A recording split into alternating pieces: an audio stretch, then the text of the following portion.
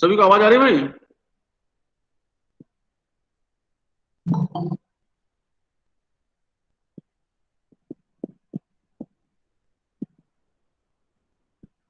अंकित आवाज आ रही है?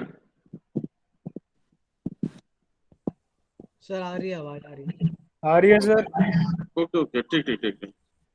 तो today we will discuss the two phase AC servo motor. और two phase AC servo motor के बारे में मैंने आपको यस बताया था सर। जब मैंने पढ़ा। हाँ ठीक है ठीक है। To phase AC servo Motors के बारे में जब मैंने बताया था आप लोगों को। इसके एक मिनट, स्क्रीन शॉट शेयर है कि नहीं है? एक मिनट, शेयर नहीं है।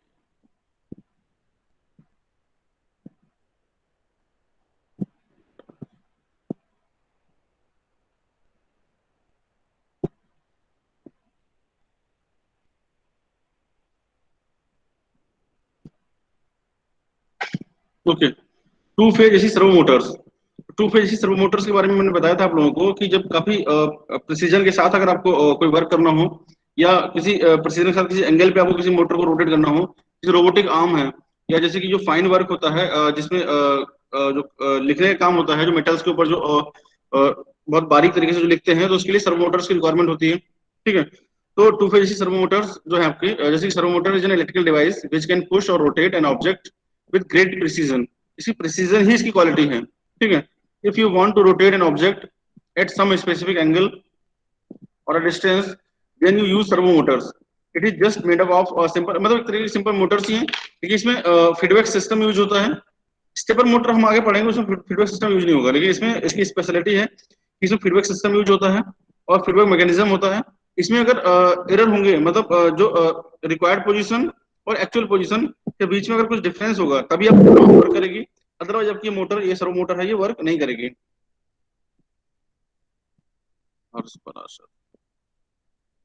ओके। तो टाइप्स ऑफ सर्वो मोटर्स, तो मैंने बताया था आप लोगों को शुरुआत में कि दो तरह के, दो टू टाइप्स के सर्वो मोटर्स आपको देखने को मिलेंगे। DC servo Motors and AC servo Motors. आपके सिलेबस में जो है आपके, वो एसी सर्वो मोटर्स हैं, और एसी सर्वो मोटर्स में भी to phase AC servo Motors आपके सिलेबस में है। ठीक है। तो नेक्स्ट हम लोग बात करते हैं to phase AC servo Motors के बारे में। तो कुछ इस तरह का इसका लेआउट डायग्राम है। कंस्ट्रक्शन डायग्राम तो नहीं कह सकते इसको, लेआउट डायग्राम है। इसलिए हम लोग to phase induction motor use करते हैं। To phase induction motor use करेंगे। ठीक है। One phase is for rotation, second phase for controlling. ठीक है। जैसे आप देखेंगे, ये स्टेटर है,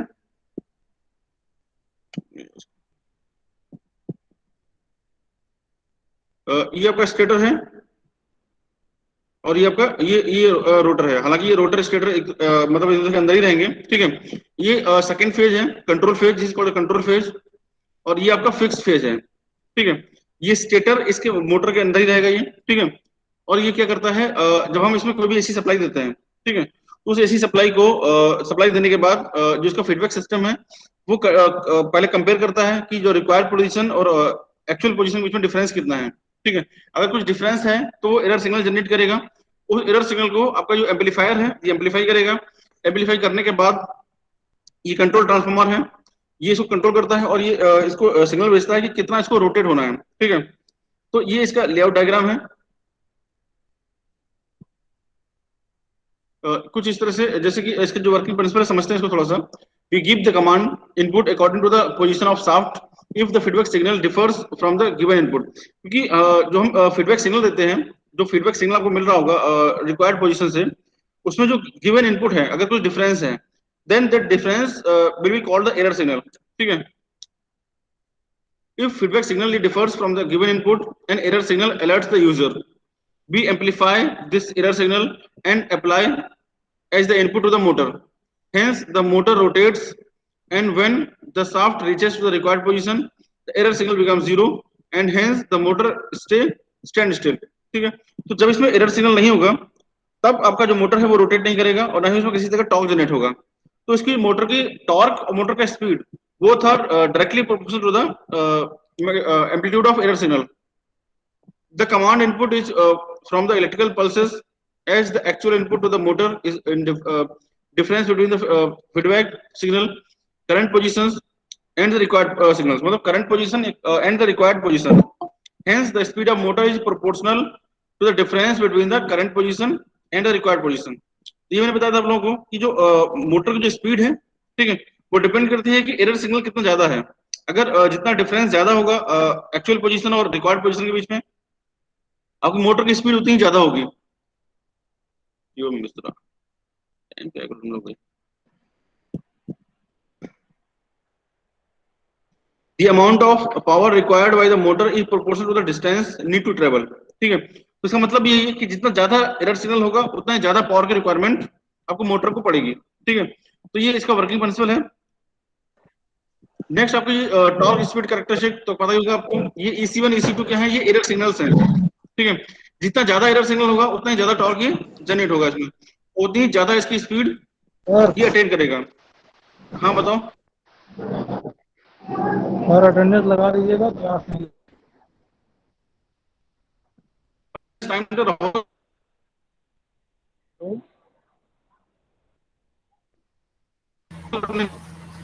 सर आपकी आवाज नहीं आ रही है, कट रही है बहुत। सर आवाज नहीं आ रही है।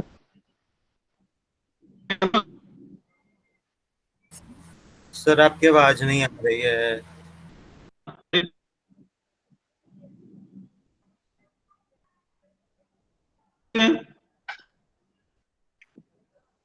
ठीक है, तो टॉर्क स्पीड कैरेक्टरिस्टिक आपकी जैसे जितना ज्यादा एरर जनरेट होगा उतना ही ज्यादा टॉर्क बन रहेगी, और इसी वन ज्यादा है इसकी एरर सिग्नल तो उसकी स्पीड भी ज्यादा रहेगी, और पावर की रिक्वायरमेंट भी ज्यादा होगी आपकी जब आपका एरर सिग्नल ज्यादा होगा। ठीक है, तो ये आपका सर्वो मोटर इसका वर्किंग प्रिंसिपल था।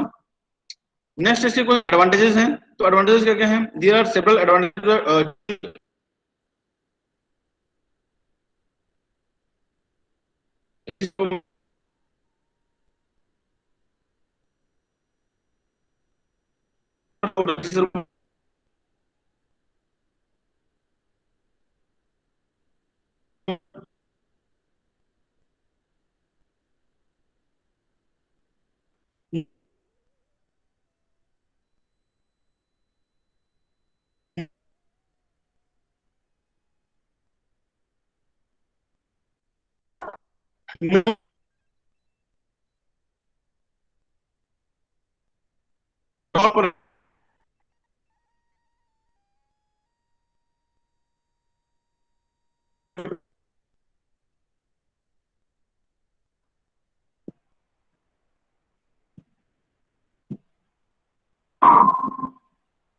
सभी को आवाज आ रही है भाई?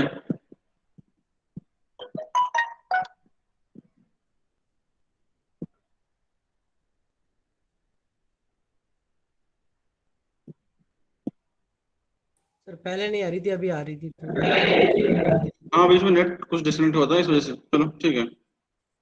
तो एडवांटेज मैं बता रहा था आप लोगों को, तो more torque per weight, more efficiency, more reliability, reduced radio frequency noise, in absence of commutator they require less maintenance and have longer life expectancy. तो ये इसके एडवांटेजेस हैं। तो डिसएडवांटेजेस क्या क्या हैं, तो servo motors require tuning to stabilize the feedback loop. तो फीडबैक लूप है तो उसको ट्यूनिंग की रिक्वायरमेंट होती है सर्वो मोटर्स, और एरर सिग्नल काफी कम होगा। ठीक है, तो उस केस में जो सर्वो मोटर है वो रोटेट होने में दिक्कत करती है, जल्दी स्टार्ट नहीं होती क्योंकि उसको कुछ इनर्शिया रहता है। हालांकि कोशिश ही की जाती है कि इसका इनर्शिया कम से कम रहे। ठीक है, servo motors will become unpredictable when something breaks, क्योंकि अगर फीडबैक सिस्टम अगर ब्रेक होता है तो मोटर की जो स्पीड है वो काफी अनप्रेडिक्टेबल हो जाएगी, डेंजरसली हाई हो सकती है। Complex controller requires encoder and electronic support, peak torque is limited to 1% duty cycle. तो ये इसके डिसएडवांटेजेस हैं। एप्लीकेशंस क्या क्या हैं, तो radio controlled airplanes to position control service like elevators, जो रडर्स होते हैं एरोप्लेन्स के जो रडर्स होते हैं जो उसको स्टीयर करने के लिए यूज होते हैं, उसको रोटेट करने के लिए आपके सर्वो मोटर्स यूज होते हैं, क्योंकि उसमें हाई प्रिसीजन की रिक्वायरमेंट होती है। तो जहां भी हाई प्रिसीजन की रिक्वायरमेंट होगी वहां पे हम लोग सर्वो मोटर्स यूज करते हैं। नेक्स्ट आपका वॉकिंग और रोबोट, जो रोबोट है उसकी वॉकिंग के लिए यूज होते हैं। Operating grippers, servo motors are small, have built in control circuitry and have good powers for their size, मतलब स्मॉल साइज में काफी हाई पावर जनरेट करते हैं आपके सर्वो मोटर्स। तो एक जहां पे प्रिसीजन की रिक्वायरमेंट होगी वहां पे सर्वो मोटर्स आपके काफी ज्यादा यूज होते हैं। तो इस आपका सर्वो मोटर्स के बारे में नेक्स्ट हम लोग डिस्कस करते हैं। कुछ क्वेश्चंस हैं आपके, तो नहीं कट गया, ठीक है।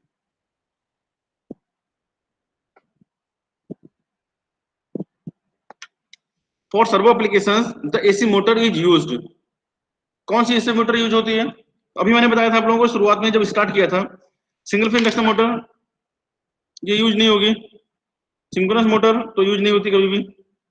3 फेज इंडक्शन मोटर यूज नहीं होगी। 2 फेज इंडक्शन मोटर यूज होगी आपकी, क्योंकि 2 phase AC servo motor, AC servo motor is also called the 2 phase AC servo motor. Servo motor में आपकी 2 फेज इंडक्शन मोटर ही यूज होगी। नेक्स्ट क्वेश्चन आपका है, DC servo motors are used in purely AC system. DC servo motors are used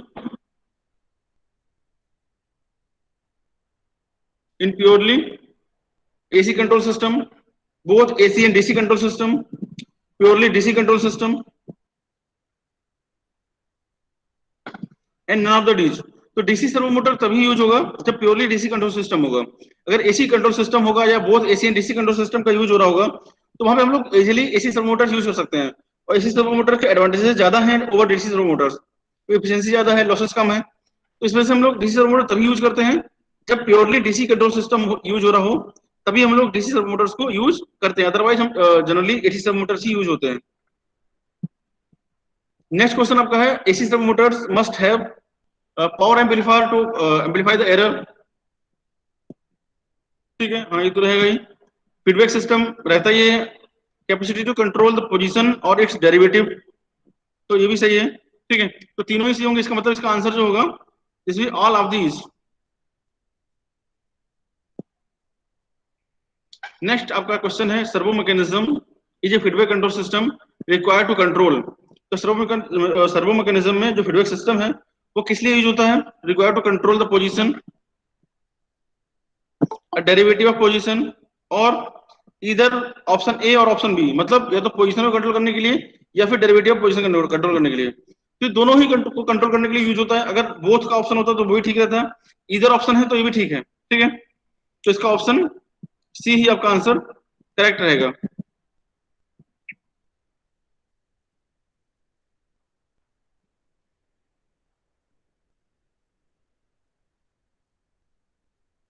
AC servo mechanism is a feedback control system to require to control the position and a derivative of positions. दोनों ही answer सही होंगे इसके। Next question आपका है, synchro transmitter also act as. तो synchro transmitter होता है आपका कभी आपने टेलीमेट्री सिस्टम में पढ़ेंगे, जो आप इसको टेलीमेट्री सिस्टम जब फाइनल में पढ़ेंगे टेलीमेट्री डेटा ट्रांसमिशन, तो उसमें आपको सिंक्रो पढ़ना पड़ेगा। सिंक्रो क्या होता है? एक तरीके का सिंक्रोनस ट्रांसमीटर होता है। ठीक है, उसमें 3 फेज ट्रांसमिशन सिस्टम यूज होता है। उसमें क्या करते हैं कि जो डीसी लाइन होती है वो डीसी को 3 फेज एसी में कन्वर्ट करते हैं, और उस 3 फेज एसी को ट्रांसमिट किया जाता है। उधर जाके 3 फेज एसी को फिर डीसी में कन्वर्ट करके उसको ट्रांसमिट कर लेते हैं। तो ये सिंक्रो होता है। तो सिंक्रो ये क्या काम करता है? It act as a input to the servometer. It act as a input to the servomotor. तो इसका फिफ्थ का जो ए आंसर सही होगा। एरर डिटेक्टर नहीं होगा, कंपैरेटर की तरह काम नहीं करता, कंपेंसेटर की तरह काम भी नहीं करता। It acts as a input to a servomotor. Next question आपका, the performance of servomotor is then stepper motor. तो सर्वोमोटर की परफॉर्मेंस वेरी एक्यूरेट है, हाईली कंट्रोल्ड बाय, क्योंकि स्टेपर मोटर की जगह हम सर्वोमोटर्स क्यों यूज करते हैं? क्योंकि काफी एक्यूरेट है, एक्यूरेसी की वजह से। ठीक है, both very accurate and highly controlled bye feedback. तो इस वजह से उसका, क्योंकि एक्यूरेट भी है और हाईली कंट्रोल्ड फीडबैक है। फीडबैक सिस्टम यूज नहीं होता है आपका स्टेपर मोटर में, इसीलिए हम स्टेपर मोटर्स को वहां पे यूज नहीं करते जहां पे प्रिसीजन की रिक्वायरमेंट होती है। हम सिर्फ उसको इसलिए यूज करते हैं, किसी चीज को उठा के कहीं रखना है, प्रिसीजन की रिक्वायरमेंट नहीं है, तो वहां पे हम लोग स्टेपर मोटर यूज करते हैं, या प्रिंटर्स में हम लोग स्टेपर मोटर यूज करते हैं। सर्वो मोटर हम लोग वहां यूज करते हैं जहां पे हाईली प्रिसीजन की रिक्वायरमेंट होती है।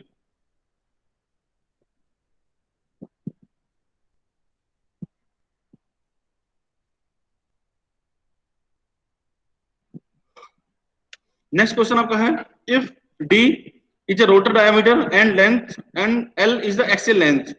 मतलब आपका जो कुछ आपका इस तरह से,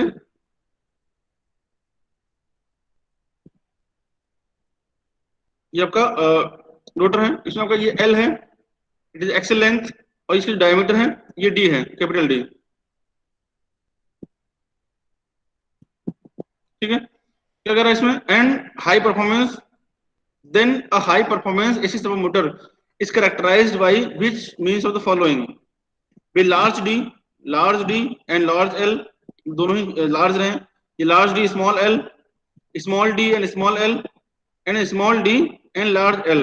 ठीक है, तो इसका मतलब इसमें है, इसमें जो डायमीटर है, अगर ज्यादा डायमीटर होगा मोटर का, तो उसके वाइब्रेशन उससे ज्यादा होंगे, ज्यादा उसमें सेंट्रीफ्यूगल फोर्स जनरेट होगा।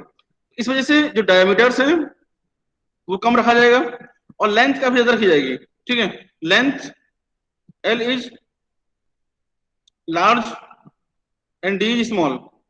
अब लोग इस तरह से याद रखते हैं, एल मतलब लार्ज, तो एल जो है आपका लार्ज होगा, और इस वजह से लार्ज होता है क्योंकि अगर आप इसको डायमीटर लार्ज करेंगे तो उसका काफी ज्यादा सेंट्रीफ्यूगल फोर्स जनरेट होगा, जिसकी वजह से जो इसका प्रिसीजन है वो इफेक्ट करेगा। तो इसी वजह से हाई परफॉर्मेंस के लिए हम लोग डायमीटर कम रखते हैं और लेंथ काफी ज्यादा रखते हैं।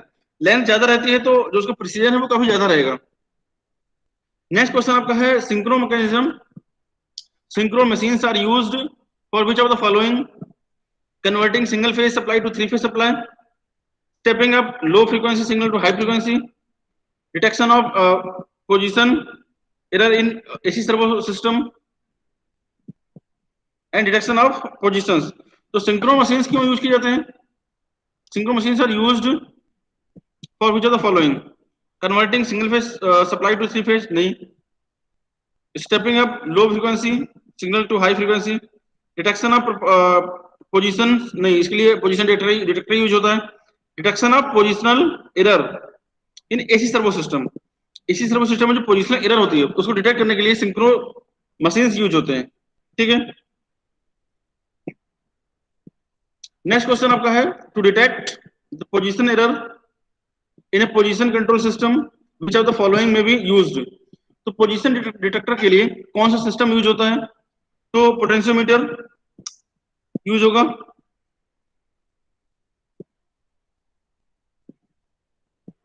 पोटेंशियोमीटर यूज होगा। ठीक है, सिंक्रोस तो अभी बताया मैंने आप लोगों को यूज होते हैं। LVDT, LVDT is a linear variable differential transformer. Linear variable differential transformer ये डिस्प्लेसमेंट को डिटेक्ट करने के लिए यूज होता है।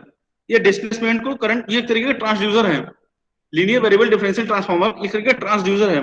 ट्रांसड्यूसर क्या करते हैं, मतलब किसी फिजिकल क्वांटिटी को इलेक्ट्रिकल क्वांटिटी में कन्वर्ट करते हैं। जितने भी ट्रांसड्यूसर होंगे हम पढ़ेंगे आगे, जब आप इंस्ट्रूमेंटेशन पढ़ेंगे फाइनल ईयर में, या सेंसर इंस्ट्रूमेंटेशन पढ़ा होगा किसी ने, तो उसमें ये बताया जाता है कि जो ट्रांसड्यूसर है वो फिजिकल क्वांटिटी को इलेक्ट्रिकल क्वांटिटी में कन्वर्ट करते हैं। जैसे कि एलवीडीटी डिस्प्लेसमेंट को करंट में कन्वर्ट करेगा। ठीक है, या फिर जैसे कि आपका जो पीजो इलेक्ट्रिक ट्रांसड्यूसर है वो प्रेशर जो होता है आपका फोर्स, उस फोर्स को आपका इलेक्ट्रिसिटी में कन्वर्ट करता है। ठीक है, एक आपका आरबीडीटी होगा, रोटेशनल वेरिएबल डिफरेंशियल ट्रांसफार्मर, वो आपका टॉर्क को करंट में कन्वर्ट करेगा।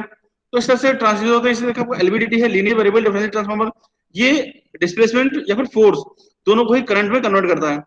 तो सेलेक्ट द करेक्ट आंसर, तो तीनों ही आंसर सी होंगे, यानी कि C answer first, second and third it will be correct.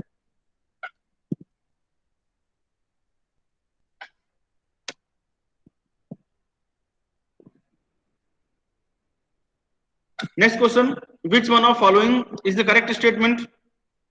The rotor resistance to reactance ratio, rotor, ध्यान से सुनिएगा इसको, rotor resistance to reactance ratio and moment of inertia of an AC servo motor in comparison to ordinary two phase induction motor of similar ratings are respectively. इसका मतलब ये पूछना क्या चाह रहा है?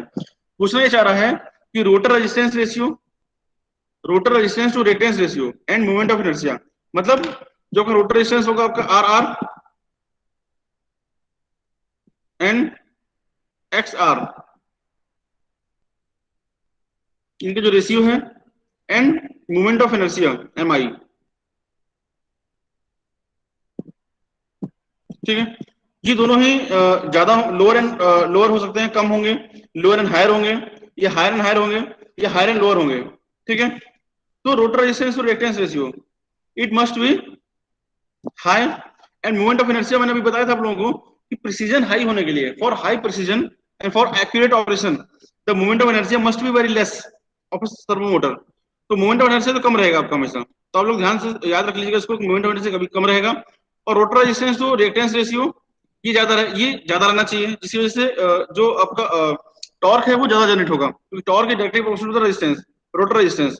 ठीक है, जितना ज्यादा रोटर रेजिस्टेंस होगा उतना ज्यादा टॉर्क जनरेट होगा, तो टॉर्क ज्यादा जनरेट होगा तो उतना प्रिसाइजली मोटर आपकी रोटेट कर पाएगी। ठीक है, तो ये आपका 10th क्वेश्चन था। नेक्स्ट क्वेश्चन आपका है which one of the following is required for stability of an AC servo motor? AC servo motor की स्टेबिलिटी के लिए रिक्वायर्ड क्या रिक्वायरमेंट होगी? Negative slope on the torque speed curve, a linearized torque speed curve, ratio of the rotor reactance to rotor resistance should be high. अभी मैं बताया था हमने आप लोगों को, the rotor diameter should be less and axial length large. अब आपको इसमें दोनों ही क्वेश्चन सही लग रहे होंगे, आपको सी भी सही लग रहा होगा, ठीक है, और आपको डी भी सही लग रहा होगा, और नेगेटिव स्लोप भी रहता है इसका। लेकिन आपको इसमें चूंकि इसमें क्वेश्चन ये तीनों आंसर सही लग रहे हैं, लेकिन आपको फोर्थ ऑप्शन पे आप लोग नहीं देख रहे होंगे, लीनियराइज्ड टॉर्क स्पीड कर्व, ठीक है, ये ज्यादा रिक्वायरमेंट है इसकी। Which are the following requirement for stability. आप क्वेश्चन पूछ रहे हैं ना स्टेबिलिटी के लिए, क्योंकि ये चारों की चारों ही क्वालिटी आपकी सर्वो मोटर की है, लेकिन स्टेबिलिटी के लिए क्या रिक्वायरमेंट है, समझ रहे हैं? स्टेबिलिटी के लिए लीनियराइज्ड टॉर्क स्पीड कर्व की रिक्वायरमेंट रहेगी, ठीक है। स्टेबिलिटी के लिए आपको नेगेटिव स्लोप की रिक्वायरमेंट नहीं है। स्टेबिलिटी के लिए आपको रेशियो और टॉर्क, ये प्रिसीजन के लिए रिक्वायरमेंट है। Ratio rotor reactance, ratio of rotor reactance to rotor resistance should be high, ठीक है। तो ये और आपका rotor of diameter should be less and axial length very large. ये जो रिक्वायरमेंट है ये उसकी प्रिसीजन के लिए रिक्वायरमेंट है, लेकिन उसकी स्टेबिलिटी के लिए रिक्वायरमेंट क्या रहेगी? लीनियराइज्ड टॉर्क स्पीड कर्व। तो आप लोग ध्यान रखिएगा इसको। नेक्स्ट क्वेश्चन आपका है, a linear AC servo motors must have. AC servo motors में क्या क्या रिक्वायरमेंट है? High rotor resistance, high rotor reactance, large air gap, या both high rotor resistance and reactance. तो इसमें रिएक्टेंस और रेजिस्टेंस नहीं, रोटर रेजिस्टेंस हाई होना चाहिए, क्योंकि अभी मैंने पढ़ाया आप लोगों को, बताया था कि resistance to reactance ratio high होना चाहिए। अगर दोनों चीजें हाई होंगी, रिएक्टेंस और रेजिस्टेंस दोनों ही हाई होंगी, तो उनका रेशियो हाई नहीं हो सकता। रेशियो हाई होने के लिए रेजिस्टेंस ज्यादा होना चाहिए और रिएक्टेंस कम होना चाहिए, समझ रहे हैं? रिएक्टेंस ज्यादा होना चाहिए और रिएक्टेंस कम होना चाहिए। तो इस वजह से हाई रोटर रिएक्टेंस नहीं हो सकता। लार्ज एयर गैप का कुछ लेना देना नहीं है इससे। बोथ हाई रोटर रेजिस्टेंस, अगर दोनों ही हाई हो जाएंगे तो उनका रेशियो हाई नहीं हो सकता। तो रेजिस्टेंस और रिएक्टेंस हाई होने के लिए high rotor resistance is mostly requirement, ठीक है। नेक्स्ट क्वेश्चन आपका है, consider the following statements. Servo motor have lighter rotor as compared to ordinary motor and hence lower inertia. Back EMF in field control DC motors act a minor loop feedback and result in increased damping and improved transient response. Permanent magnet DC servo motors can be used in either armature controlled or permanent magnet DC motor servo motors can be used in either armature controlled or field control method. तो मैं आपको बता दूं, servo motors में permanent magnet Motors use नहीं होते, ठीक है। अगर हम परमानेंट मैग्नेट मोटर्स यूज करेंगे तो उनकी कंट्रोलिंग उसने प्रिसाइजली पॉसिबल नहीं हो पाएगी, तो ये सही नहीं होगा। फर्स्ट आंसर ठीक रहेगा, सेकंड आंसर ठीक रहेगा, यानी कि the option first and second will be right, ठीक है। तो ये लोग मान के लिए जहां भी आपका परमानेंट मैग्नेट डीसी मैग्नेट या मोटर्स ये इस तरह से यूज हो तो सर्वो मोटर्स में यूज नहीं होती, वो क्वेश्चन आपका वो ऑप्शन हमेशा ही रॉन्ग रहेगा, ठीक है। Next, consider the following statement regarding AC servo Motors. Torque speed curve है नेगेटिव स्लोप, ठीक है, ये तो बताया था मैंने अभी थोड़ी देर पहले आपको, ये होता है, ठीक है। टॉर्क, क्योंकि टॉर्क बढ़ेगा तो स्पीड घटेगी, या स्पीड बढ़ेगी तो टॉर्क घटेगा, ठीक है, ये सिंपल इसमें रहता है। It is sensitive to noise, तो नॉइस से कोई लेना देना नहीं है इससे। नॉइस से क्या मतलब? Rotor has high resistance and low inertia, हाँ ये तो बताया था मैंने आपको, ये तो होता ही है। It has low acceleration, acceleration अगर कम रहेगा तो आपकी मोटर उतना प्रिसाइजली रोटेट कैसे कर पाएगी? एक्सेलरेशन हाई रहता है इसका, लो नहीं रहता। इट हैज हाई एक्सेलरेशन, तो यहाँ पे ऑप्शन सी होगा आपका फर्स्ट एंड थर्ड, यानी कि सी ऑप्शन आपका ठीक हो जाएगा इसमें। नेट तो नहीं कट गया यार, ठीक है, ओके। नेक्स्ट और लास्ट क्वेश्चन है आपका, a synchro transmitter consists of a salient pole rotor winding excited by an AC supply and three-phase balanced stator winding. Three-phase balanced stator winding excited by a three-phase balanced AC signal and rotor connected to DC voltage source. Salient pole rotor winding excited by a DC signal. नहीं. Cylindrical rotor windings and stepped stator excited by pulses. तो ये question servo motor का नहीं है, फिर मैं बता दूं आप लोगों को, इसका ए ऑप्शन सही रहेगा कि salient pole rotor and three phase balance stator winding. जो इसकी स्टेटर वाइंडिंग है, इसमें होता क्या है एक्चुअली, इसमें एक तरीके से ट्रांसफार्मर एक्शन नहीं रहता है इसमें, या हम लोग जो आपके जैसे आपको फोर्स को ट्रांसमिट करना है, जैसे मान लीजिए आपका कोई रोटर की पोजीशन है, जैसे हम लोगों ने मैं थोड़ा बता दूं आपको, सिंक्रोज कहाँ पर यूज होता है एक्चुअली। सिंक्रो यूज होता है आपका इस जगह पे, ये पोजीशन सेंसर है, ठीक है। ये पोजीशन सेंसर क्या करता है, यहाँ से सेंस करेगा इसकी इसकी पोजीशन। पोजीशन सेंस करने के बाद ये जो सिग्नल यहाँ जनरेट होगा, इसको थ्री फेज एसी में कन्वर्ट करेगा, ठीक है। और इस थ्री फेज एसी में कन्वर्ट करके इसकी स्पीड को थ्री फेज एसी में कन्वर्ट करता है, और फिर उस एसी को डीसी में कन्वर्ट करता है, जिससे पोजीशन को सेंस करने में हेल्प मिलती है। तो पोजीशन सेंस करने के लिए सिंक्रोज का यूज होता है, ठीक है। तो सिंक्रोज क्या करता है कि एक सिंक्रोज में क्या होता है एक्चुअली बताऊंगा मैं आपको। सिंक्रोज में एक थ्री फेज ऑल्टरनेटर यूज होगा। ऑल्टरनेटर यूज होता है, जो ऑल्टरनेटर जो आपकी स्पीड है, तो स्पीड सेंसर का यूज होता है। थोड़ा सा कहीं ब्लैंक सीट है इसमें।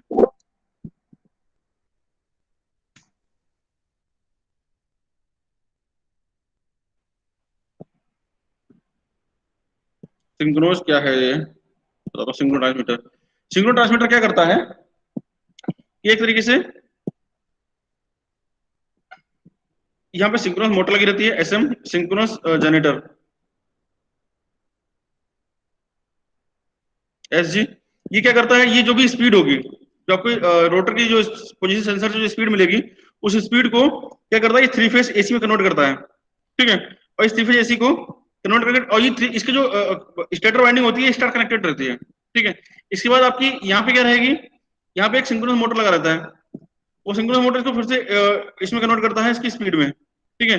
तो इसकी स्पीड में कन्वर्ट करता है, तो इसको यहाँ पे कपल करने के लिए, जो मैंने आपको बताया था कपलिंग के लिए, यहाँ पे कपलिंग करने के लिए, क्योंकि इनकी स्पीड सिंक्रोनाइज रहे, कपलिंग के लिए ये सिंक्रोनस का यूज होता है।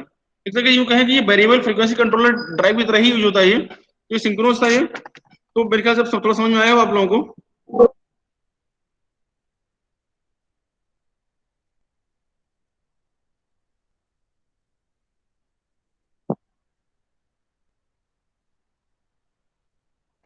आप लोग अटेंडेंस बता दीजिए, 11 से 11।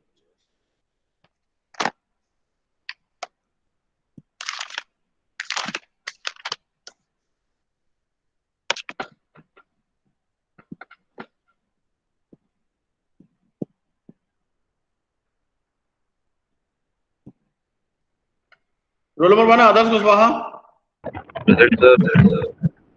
Akash Singh, present sir. आकृति मित्तल, प्रेजेंट सर। अभिषेक, अचिंत, प्रेजेंट सर। ऐश्वर्य अरोरा, आकाश कुशवाहा, प्रेजेंट सर। अखिल भाटिया,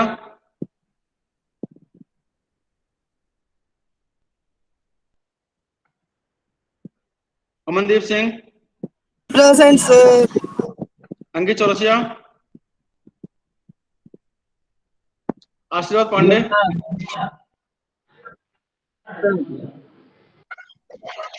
सर रोल हाँ नंबर सारे हो गए 4। प्रेजेंट, अभी तो कोई एब्सेंट नहीं हुआ है। आशीर्वाद पांडे ये एब्सेंट है। Dharmendra Kumar, present sir. Dhruv Bhardwaj, present sir. Dhruv Rawat, present sir. Divyanshu Mishra,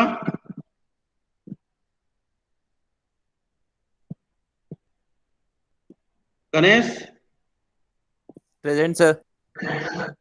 Hariom, sir. Harsh Parashar,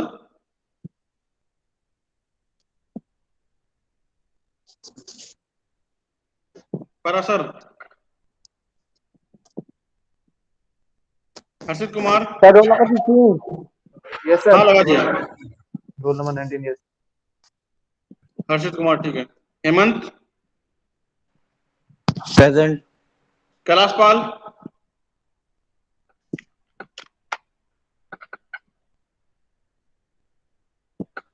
Kishan Kumar, Manik, Manoj, Zahid, Albar Shah Khan, Pawan Kashyap, ये तो कभी आते ही नहीं, प्रथम गुप्ता,